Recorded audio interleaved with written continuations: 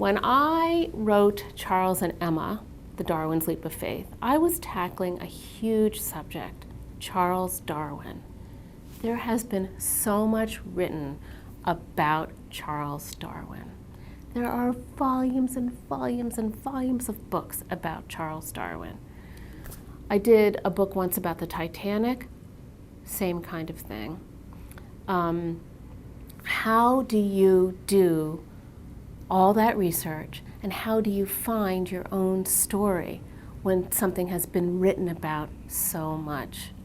In the case of Charles and Emma, I was very lucky in that I found a piece of the story that nobody else had really written about. And that was this. Charles Darwin was the scientist who discovered evolution by natural selection. He came up with the idea. He worked for years and years and years on his book called The Origin of Species, and he is the person that we associate with evolution. Well, a lot of people are concerned that evolution pushes God out of creation, because some people feel that the story in the Bible, as it's told in the Bible, is literally true. And that the world was created by God in 6 days, and all the creatures were created just like that. And they did not evolve, they do not change. Some people believe that. At the time that Charles Darwin was writing, a lot of people believed that. And Charles Darwin, was not saying God has nothing to do with it. He was just saying this is the process of creation. This is how it happens, how a species changes over time, how species are created.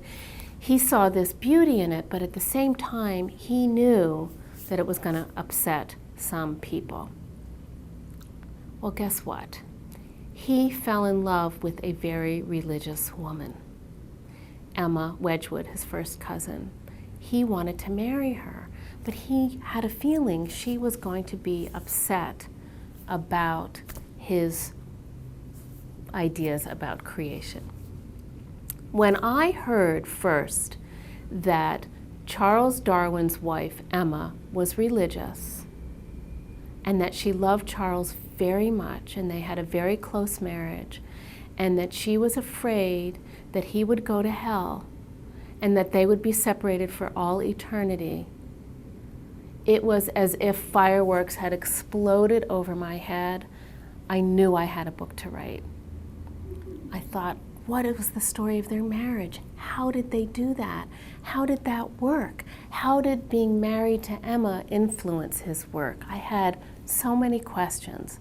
So when I set out to do the research, I had a lot of work ahead of me.